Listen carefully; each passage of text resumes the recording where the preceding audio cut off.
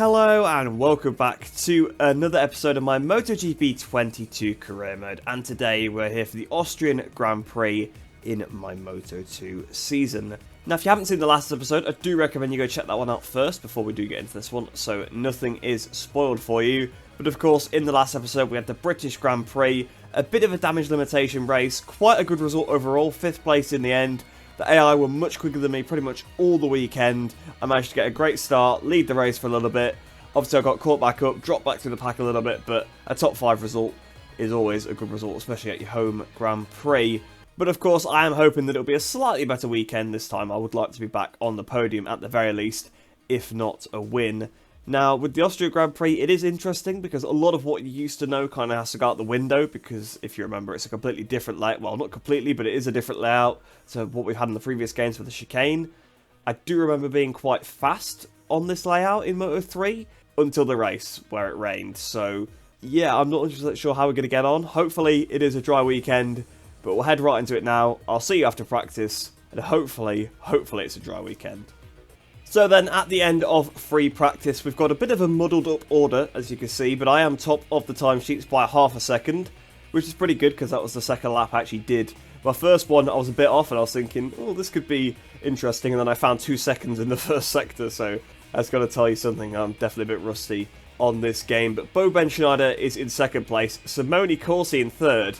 Although, to be fair, Ben Schneider does sometimes pull a performance out, and Corsi has been pretty good the last few episodes. I seem to remember he's gone through Q1, like he's got through Q1 into Q2 the last couple of episodes, so maybe the MV Agusta is a little bit better than we give it credit for.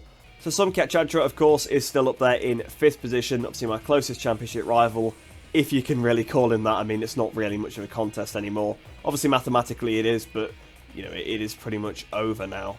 But we'll head into qualifying now. I'm hoping that we should go straight through to Q2 with that time. I can't see them improving by that much, especially with some of them being like 7 tenths off me. But you never know. The AI simulated times are sometimes so bizarre. So we actually easily got through. You can see that obviously the times of FP1 were the times that stayed. You can see the order is exactly the same. So it seems like this is one of the tracks where the simulated times are actually slower. So that's actually worth noting. And you can see coming through Q1, you've got both Mark VDS bikes, our teammate Joe Roberts, so it's great to see Roberts through, and then Marcel Schrotter as well. But that's a bit of a surprise. I think FP1 was just kind of messed up. You can kind of see here that Gabriel Rodrigo, for example, was through on FP1 times. Same with SDK, actually. Sean Dillon Kelly got through, so yeah, the AI obviously didn't set that many times. I probably didn't allow the fast AI to set too many times, which is kind of my bad. But shout out to Arenas as well for actually beating Dixon there, because usually I think Dixon's AI does beat Arenas's in this game. Now, of course, if practice has anything to go off, we should be able to get pole position here, or at least fight for it, at the very worst.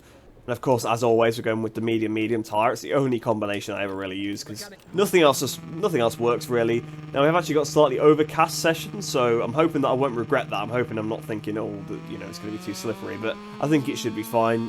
I mean, this is overcast. I mean, looks like a pretty clear sky to me. I mean, yeah, there's some clouds, but that's still pretty nice. It is quite funny sometimes. You see these and they're like supposed to be really cloudy. Like, in the old games, it used to be really grey and cloudy. And there are points of the track where it's like that, but a lot of the track, you can see the blue sky just absolutely peering through. Oh, we've been hit by Rodrigo already. I can't get away from him, it seems, because I was literally with him in free practice as well, right? I was behind him and overtook him, and then he kind of stuck with me. And as soon as we come out the pits in qualifying, he's right there as well. So Gabriel Rodrigo, I just can't get away from the guy. Also, a little bit unrelated, but hopefully the audio quality is a little bit better in this one, because I finally got a new controller. So you won't be able to hear my broken controller vibrating so much in the background of the audio now. I know in the other videos you can hear the controller vibrating so much, and I think the motors in it were just completely gone or like whatever. It was such a horrendous noise. But I've got a lovely new one now. And I must say, it actually makes the riding easier because the feedback's actually a bit more accurate. I can actually feel the bike a bit more, so actually does make the game a little bit more enjoyable to play, I can't lie. So coming towards the line then to start our qualifying lap here at the Red Bull Ring. It is actually a pretty fun track, I'm not going to lie. I mean, one of the reasons why I dislike it a little bit is because it used to get picked online so much, but now that online is completely dead, you don't play it as much, so it's a bit more pleasant when you actually come here. So we are then up towards the line. We've passed Rodrigo on this lap. As you can see, what is the lap time? A 1 minute 34.8, 6 tenths clear of Schrotter, and then Rodrigo is third place. Now, to be fair, there's probably a bit more time on that lap, because Rodrigo actually did pull away from me a little bit in Sector 1, but every other sector, it does seem like I'm a bit quick. You can see Fernandez has now improved to 3 tenths behind, so that's not 100% comfortable, especially with the times being a little bit further apart now at this track with the extra chicane added in. So I will keep my eye on that for a couple of minutes, because maybe the faster AI might improve. You can see Schrotter, Rodrigo, Ben Schneider, they're all on red first sectors, so they actually might be able to improve a bit. Yeah, Navarro's only a 10th off now, so I think I'm actually going to go back to the pits, put on a new set of tyres, and probably go for another run. So I've come out the pits for another run, and that's probably actually a good thing, because Navarro was basically on course to beat my time until he crashed. Dixon looks like he's on course to beat it as well. So Dixon's probably about to go pole position. If we watch on the left-hand side, he does indeed. It's a good job we came back out the pits, because we definitely need to. Well, unfortunately, that lap was not an improvement, so we're going to have to go again. Once again, I couldn't do anything to improve. My first sectors keep being better, but I just keep losing the time everywhere else. So coming towards the line, am I going to improve just slightly? I think I am just a little bit, but I don't improve position at all. I stay in 5th place. But that's it, I've not got enough fuel left, and to be honest, I'm just not going to improve. I've tried so many times. See, I've done 4 laps, I'm now 6th place, and I just cannot find any more time than that. So to be fair, the AI have stepped it up in qualifying, and it's going to be a bit of a tougher weekend than I anticipated. But we'll end off the session now then, and hopefully I remain in 6th place. So then, at the end of the session, we did end up in 6th position, which does meet our objective, so that's always nice. But Jake Dixon is on pole position, so a different Brit on pole position, fair enough, I'll take it. We've not seen much of the guy, to be fair, all season. Like, I can literally not recall a single thing he's done, yet his AI should be quite good in the game because his season was stellar in real life. He was constantly getting pole positions, you know, fastest laps. He was like the fastest rider on many weekends, just couldn't quite put it together. So it is nice to see him up there, but unfortunately you can see the 2 Honda Team Asia bikes in 2nd and 3rd positions, so that's not great for our Teams Championship, so we're definitely going to have to try and get off to a good start. But I do wonder how this race is going to play out, because it's not like I have a huge advantage over them anywhere. They have a huge advantage over me in Sector 1, and then maybe I'm a bit better in Sector 2, but 3 and 4, we're about the same, it seems. It's very, very close, like, the overall lap time. You can see how close the grid is here. I'm only a 10th off pole and I'm 6th, so it's really, really close.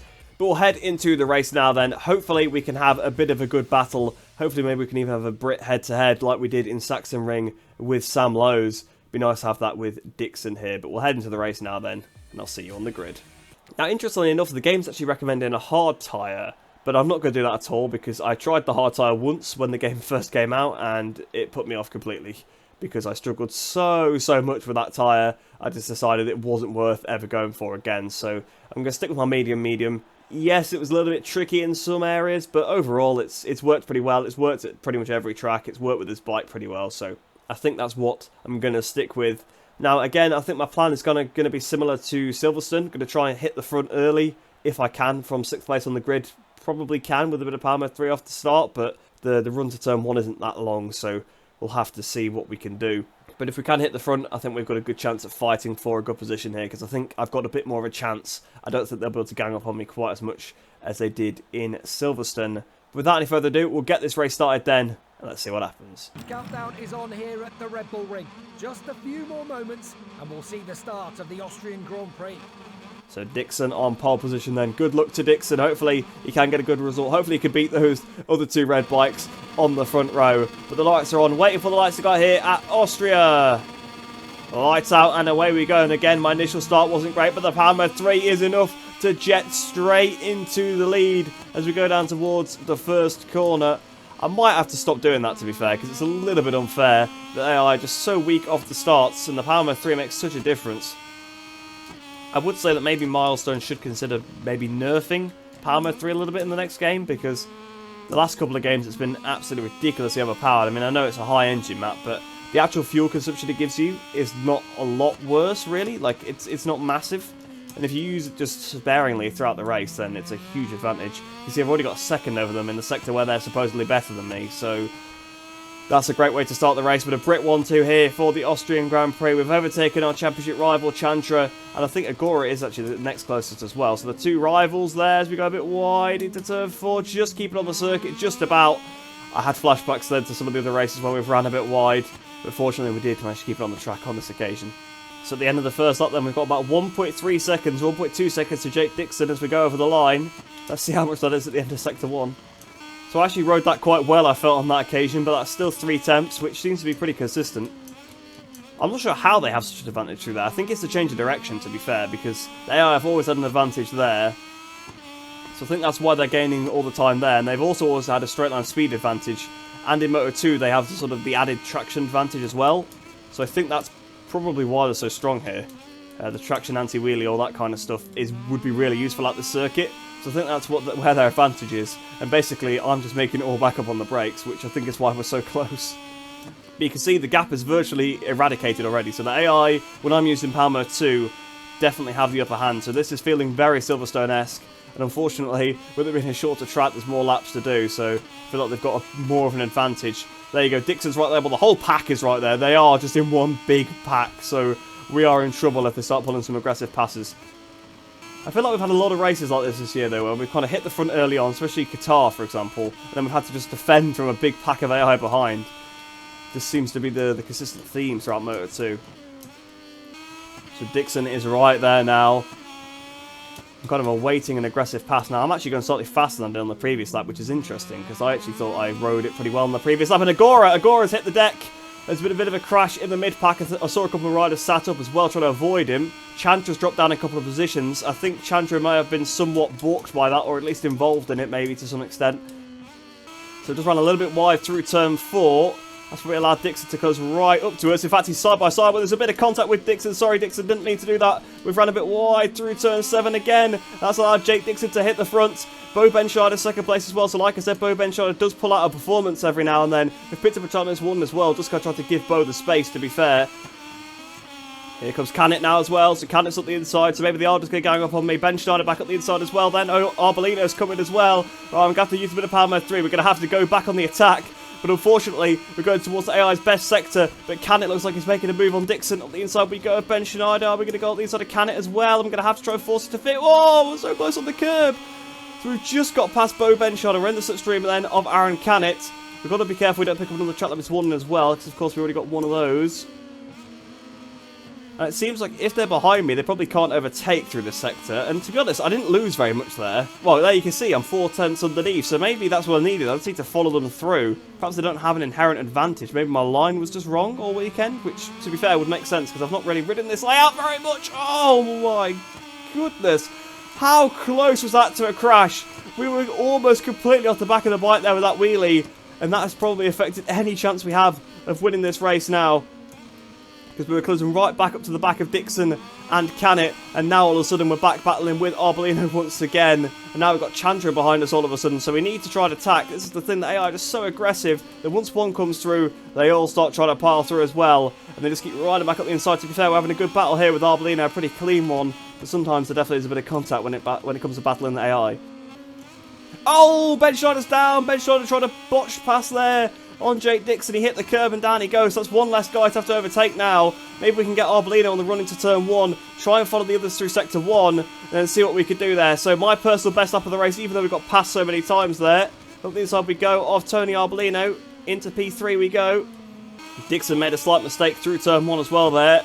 So we caught up to him a little bit more as well. If we try and follow his line once again, just like we did on the previous lap, maybe we can have a better sector 1. You can see Arbolino tries to attack us there once again. Right, if we can pass Dixon here, maybe we can actually have a chance at closing back up to Canet and trying to overtake him as well. Here we go. Sending it last minute on the inside of Jake Dixon. The front, it's all over the place and we're down. What a silly move that was, an attempt. Well, really, it was just all on the exit. Look at all this.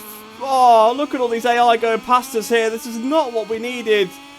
Augusto Fernandez must have hit the deck at some point as well. We're down to last position. We just tried it. We're trying to be opportunistic there. Past Jake Dixon. Unfortunately, we've hit the deck, and unfortunately, the bike still doesn't want to stop. And we've gone off into the gravel, and we've crashed again. So I think that was going to be race over anyway. But what a shame. What a shame. What a strange crash. I was watching the front because I dive bombed him last minute. I thought the front was going to go, and the rear went instead. I thought I was safe. I thought I'd got through, and then down I went, and that's just given Chantra so many points. So coming up towards the line then, it's going to be last place in this race. Such a disappointment. because Canet won the race, Roberts was second, and Dixon ended up in third. You see, it could have been much worse, because you can see Chantra's only ended up in 7th position, so he's not picked up many points on us at all.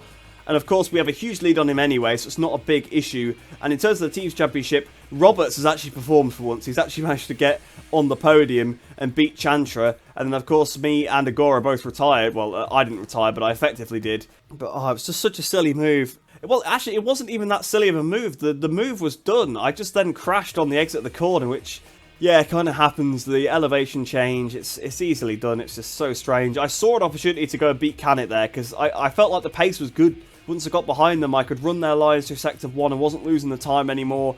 And I know I could try and do it. I could try and keep with him, but unfortunately, just made a bit of a mistake there, passing Jake Dixon, and down I went.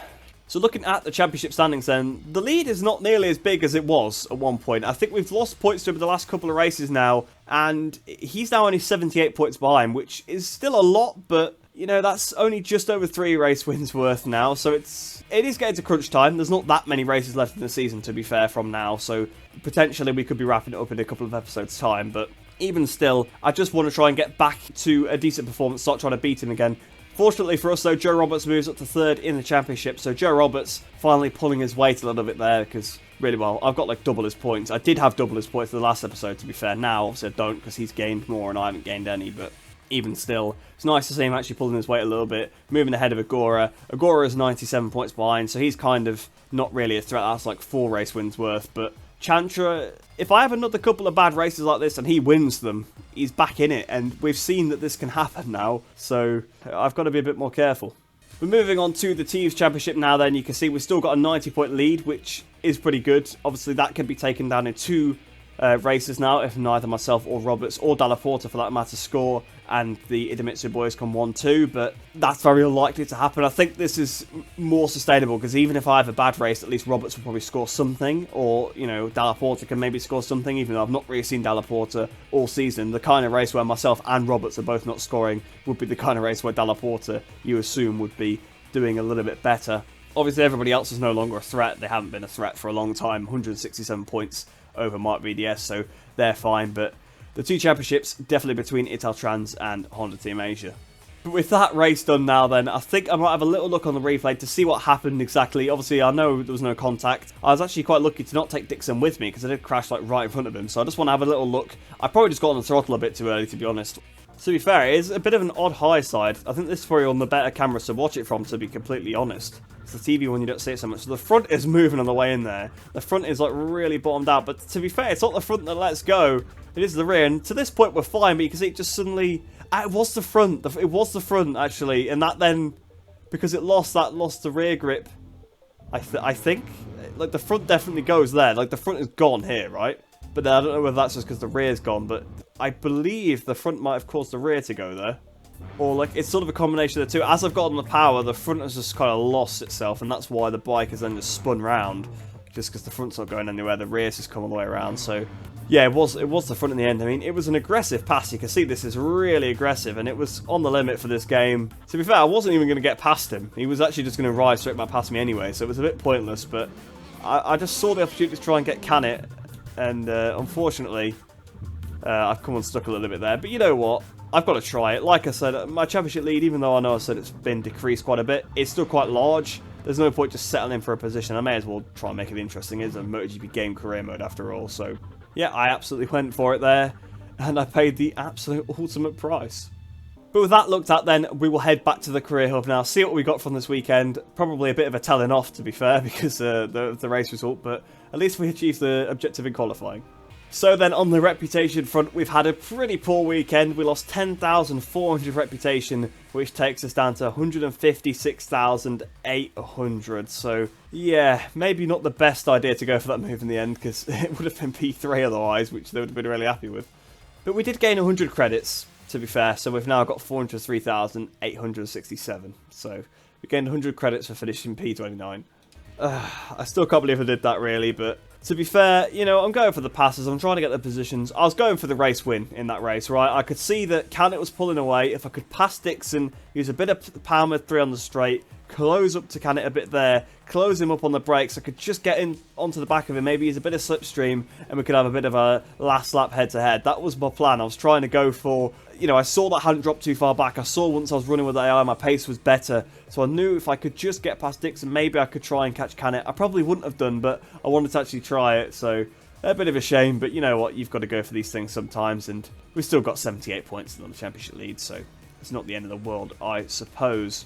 But I hope you guys did enjoy that video. Let me know what you thought to my bit of a clumsy mistake there in the comments below.